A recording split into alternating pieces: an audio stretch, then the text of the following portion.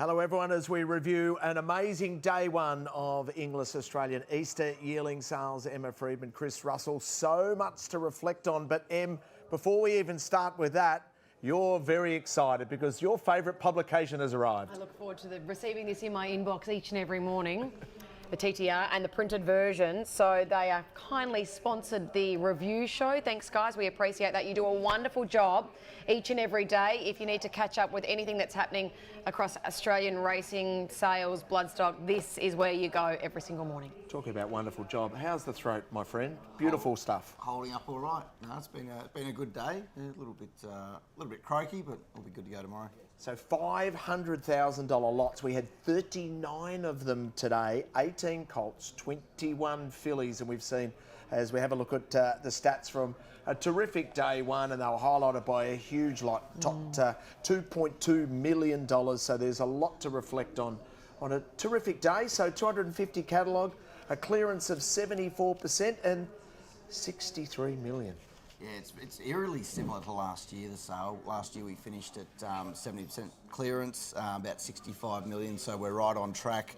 Average this year's 390, it was sort of just over 400 last year. Median's the same at 300, and as you said, a lot of $500,000 lots and over. You know, we didn't have as many $1 million lots today as the first day last year, but really solid in that mid-level, and you know, no dominant buyer either, so it's held up remarkably well. Thank you, Alma Vale, and also Kitchwin for providing us those great stats. Let's take a look at our top lot for the day, though, which was the Zoo Star filly there out of Prompt Response, and she was just a terrific race mare by Beneteau, having won the Tats Tiara, the Emancipation, the Breeders' Classic, the Dane Ripper.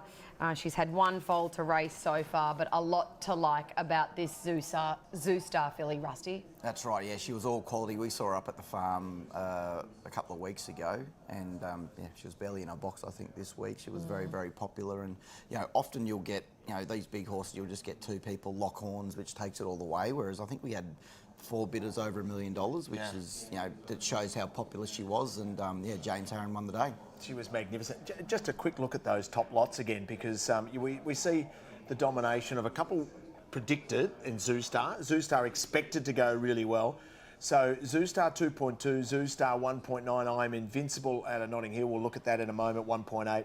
Schnitzel Hips Don't Lie, that family continues to deliver at 1.1, and then a couple that got awfully close to that $1 million mark, Rust. Yeah, they did, yeah, just a bit short, or a couple, you know, landed one on $1 million and they pulled me back, so a bit cheeky of them, but no, it was a very, very solid day's trade. Okay, so we've reflected on the Zoo Star Prompt Response filly. So eventually she was sold for $2.2 million, and our team straight away caught up with James Haron, the purchaser.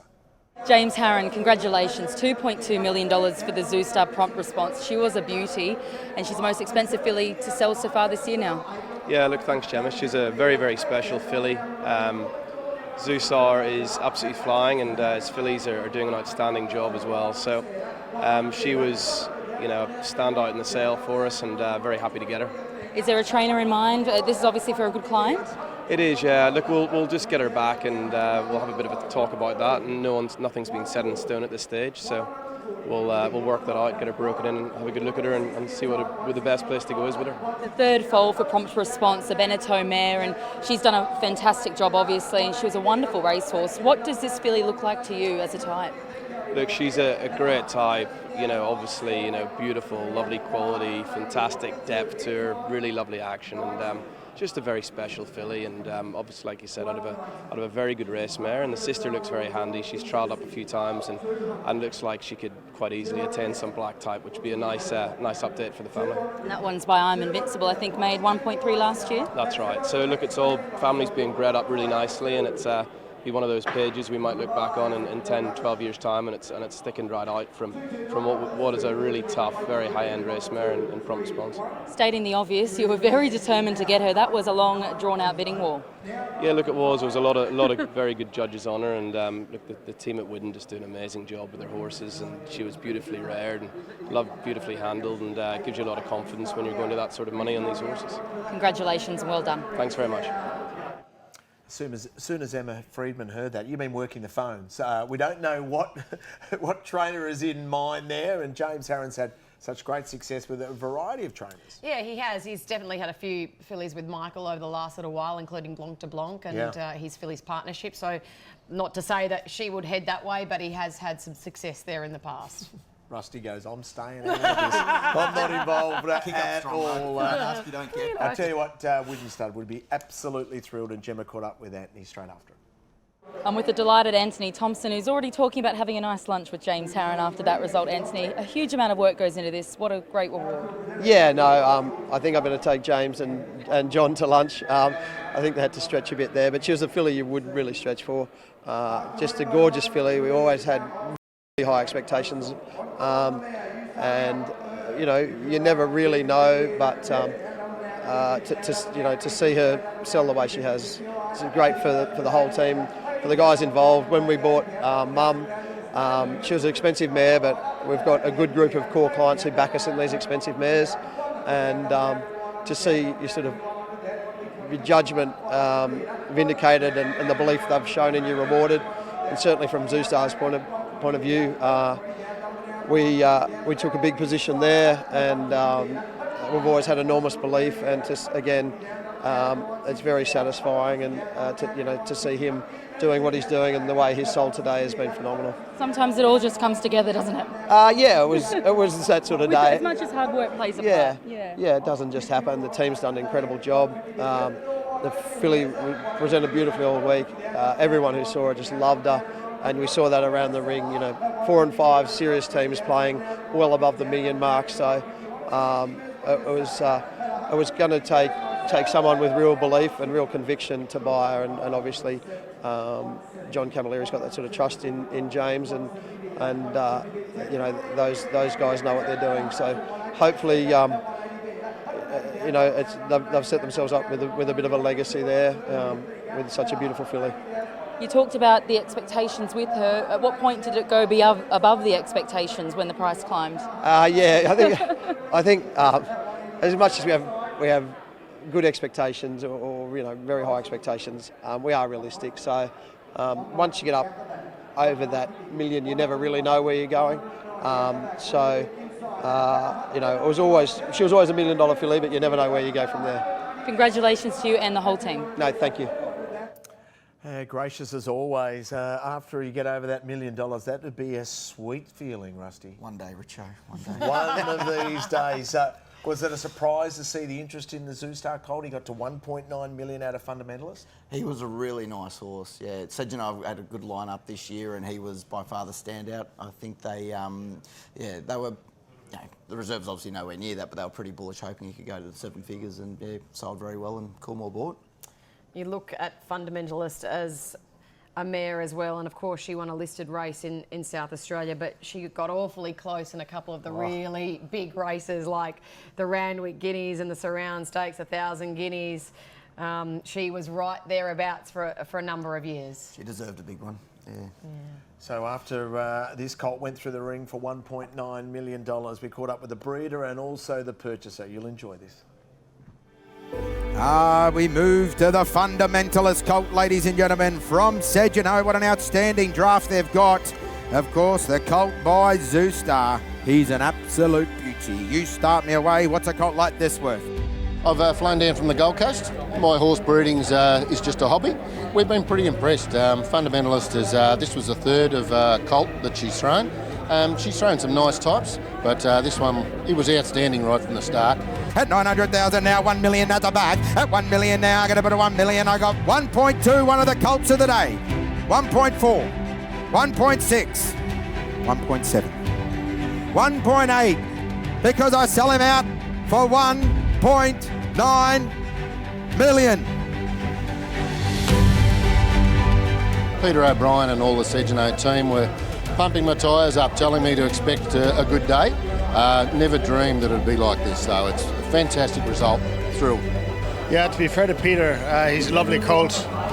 He stood out in the Sedgeno draft this week. They always do a good job, and Peter O'Brien always reminds me of the horses that we leave behind out of Sedgeno, so I suppose I wasn't going to give him this opportunity today, but he's a lovely colt, a great mover. It's a family that we all know, and Yeah, Chris will train, and everybody just really liked him. He's one of the stars of the week. I don't think I've ever seen a complex anywhere in the world as busy as it was at 10 to 12 here today. So full credit to Inglis as well done. Yeah, the atmosphere was electric today. Can you imagine what it'll be like tomorrow when the Winx filly goes in? Be shoulder to shoulder tomorrow, but looking forward to it. It's been a big build up to it, so yeah, that's I think about 2 o'clock tomorrow. Yeah, just after lunch. So if you want to come down to ringside here and get involved with what is going to be a history-making day, get here early and get your spot early as well. We'll move along to 186, which is the I'm Invincible Notting Hill filly, sold for $1.8 million. She was a beautiful filly. I mean, it's a massive family, we all know. She's a granddaughter of Shantha's Choice, Redute's Choice, that whole family. But, yeah, again, we saw her up at Yarraman a couple of weeks ago when we did the tour on farm, and I think, she walked out and everyone was just jaw-dropped for it. Yeah, wow, like lovely depth to her, big hip. People tell you the Vinnies aren't renowned for being great movers, but she was a really good moving filly, and it honestly didn't shock to see her make that that kind of money. One of those ones you have the fun on the track you breed with thereafter. So for Nick Wakim and Hildine Stud, we wish them all the best. Well, the Vinnie fillies certainly can move once they get on the track. Correct, Gee, I mean, it's a great purchase, isn't it? $1.8 million. Did it surprise you as we look at the Schnitzel Hips Don't Lie filly from this incredible family? $1.1 million. Again, the fillies were so popular, Rusty, at that real top end. Yeah, correct. I mean, they're just, people can build broodmare bands around those kind of fillies. They're really jewels, and it chips in with a colt sort of thing. If you get the good one, then you get the lot. But these fillies are always worth money, and you get a bit of black type on them, they can repay you in spades. So it doesn't shock to see the fillies at the top of the ledger. It's this family as well. Hips Don't Lie. Like, she's done a remarkable job in Ennis Hill and learning to fly, and it's just it's an amazing family. You see Osmosis popping down the bottom of the pillow. They just keep getting bigger and bigger, these pedigrees. They're, as Jonathan Darcy would say, they're investment. Yeah, they certainly are, and I know you and the Bloodstock team are working really hard, that clearance rate, to keep going. So we've got some great lots that have been passed in today that I know are getting very, very close to being sold. We're going to take a quick break. We've reviewed all the top lots. We're going to start to build up soon towards what's going to be an epic day 2.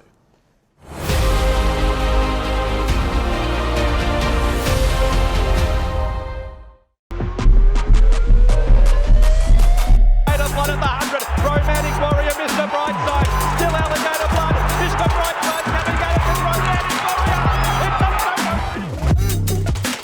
Oh,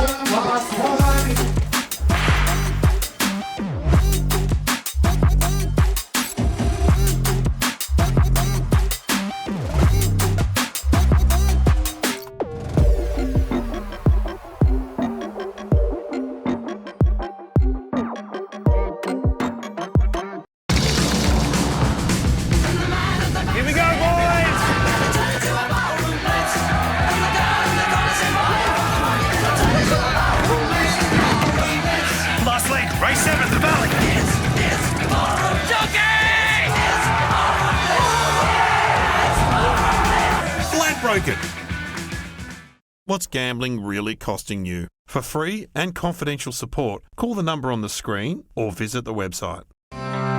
Group 1 winning, Group 1 producing, sire, Brazen Bow. Darley Stallion. They sell for $270,000. They win. Bold Bastille for Mark Zara pumps away, 3 lengths in front and dominates. They get you to the big day.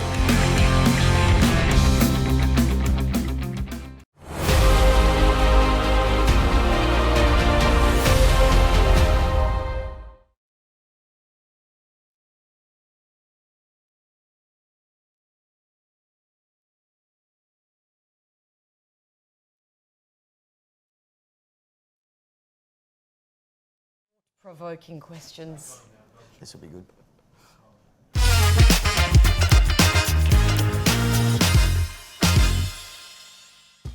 Can you believe it? They're letting me do this again. Roaming Richo hits the Australian Easter Yearling sale. Buy the horse you dream about. What a beautiful slogan that is. I'm sure there's been a lot of chat about this unbelievable filly that arrives tomorrow out of the superstar Winks. Jonathan Darcy's got the honour of knocking that one down. Interesting to see whether some of the people in this room, what Jonathan Darcy would say about them if they walked into the ring. All right, let's go and meet a few people. Auditorium is packed. What a day it is going to be today, leading into tomorrow. Let's come for a little stroll. Oh, food looks good. Food's always good. Food's outstanding. Hang on, I've seen someone. Robbie Griffiths staring at his book. Matthew de Kock says, bye, bye, bye. Robbie says, hold, young bull. Is that right? My wife said, hold up. The cheaper finance, Richo. Shirani's always a good judge. Yes. If you walked into the ring, what would Jonathan Darcy describe you as you strolled around as bidding started? Lovely type, big girth, neat, looks like he'd run very fast. Don't know how long he'd last for though. More of a sprinting type. Outstanding gelding. Keep up with you. Outstanding gelding. Hey, good luck at the sales, mate. Thank you, Richo. Good to see good people at all times. Come back. Hey. Mate, he just won a Group 1 yesterday. He's got food. I'm interrupting. Eat away, Michael. I tell you what, that's a little light, that plate. Yeah, my wife's put her foot down. Talking about that, if you walked into the ring and Jonathan Darcy was describing you, what were some of the adjectives he'd use? Well, I'd say clearly he's been in a good paddock. Might take a bit of work to get him fit. Have you got any little quirky thing that you like? Like, do you look at horses and say, oh, I love a horse with white feet, for example, or big a big ears. Big ears? Why? I've had a few good ones with big ears, so I like big ears. Right. Yours are I'd buy you if you're in the ring. Shut up, these are small. See you, mate. Keep going. Off he goes, the Group 1 winning trainer. We keep meandering around. Let's meander. Dave and Carol from Blue Blood Thoroughbreds. Now, Dave, if you walked into the ring, Jonathan Darcy was auctioning you. Tell us about some of the things he'd be saying. If he was auctioning me? Yeah. Beautiful, strong type. Strong, good looking, well muscled. Nah, I'm over the hill now. Former great. Well done. Good luck here, team. Hey. Oh, Alistair Pulford. Oh, look, I had to go and put a microphone near you, my friend. Hey, Jonathan Darcy's doing the auctioning. Tomorrow he auctions the Winks filly. How would he describe you if you were walking around in the ring? Probably past my time. Past his best? Past my best. No, how would he describe me? Easy to like. Oh, that's true. A good, honest colt. Colt or gelding?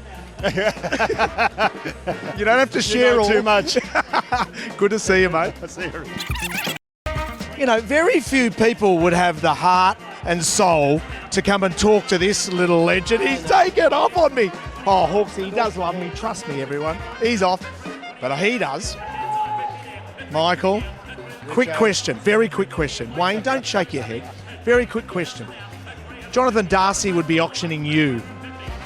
Give us some of the words that he would use to describe you as you're walking around the ring.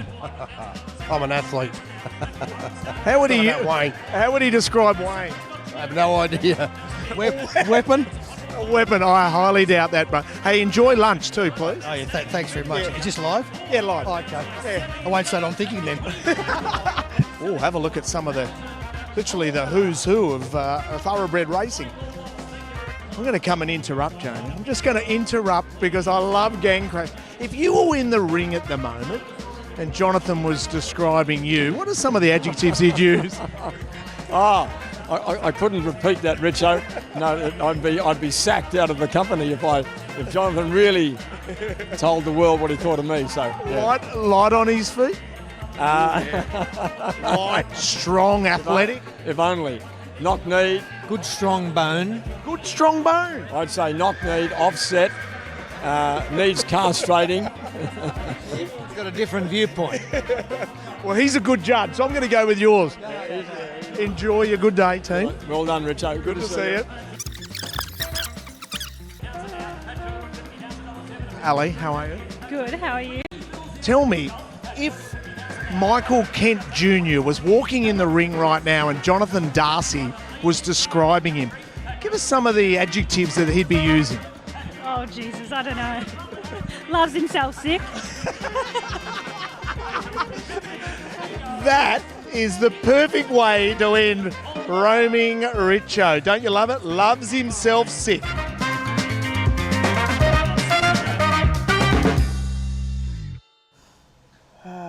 As do you. Can you believe we have a sponsor for that? Yeah. Just say something positive, Rusty. Segment. Thank you. We need more sponsors. They must get involved with the quality of broadcast that is Saturday Live. Thank you, Alma Vale and Kitchwin, for providing everything in regards to our review. So then we pause. Whew, and also thank you to the Thoroughbred Report, which is absolutely brilliant. That'll be available tomorrow. In your inbox about 4 a.m. or something? 4 a.m. in the inbox, but I love the printed version, and that's going to be available tomorrow. That's absolutely awesome. Must with all read. the stats. Must read. That's beautifully Must read. said. And then we build up to the Winx filly. Big And day we tomorrow. decided big men need to do big things on big occasions. So you're not auctioning it. Jonathan Patrick Darcy's your man there. So he's the stalwart, he's the man, he deserves it. He'll do a terrific job. What do you think? How long's a piece of string? How long is a piece of string? I know, there's big figures being thrown around, but I'm not sure. I'm not going to have a guess. I'll just be along for the ride and watch Darcy do his thing. We're going to be along for the ride, Em. It's going to be just a thrill to be here. Oh, I'm really excited for it. I'm fascinated to see who really wants her, Yeah. who she'll head to race as well. A lot of people obviously discussing Yeah. Chris Waller, she'll head there at some point, but you never know. It depends on who buys her. Of course, she's a collector's item. She's one for the trophy cabinet, and she'll be one that you'll be able to breed from, of course, as time goes on. So it's going to be a very big day out here tomorrow. We've had a lot of fun today, mate. It's been brilliant stuff. Well done to the Inglis team. You've got to go back to work and just work on some of those lots, which I know are very, very close. Thank you so much for watching. We look forward to your company tomorrow and what's going to be an historic day when Winx's very first foal goes through the ring as a yearling tomorrow right here at Riverside.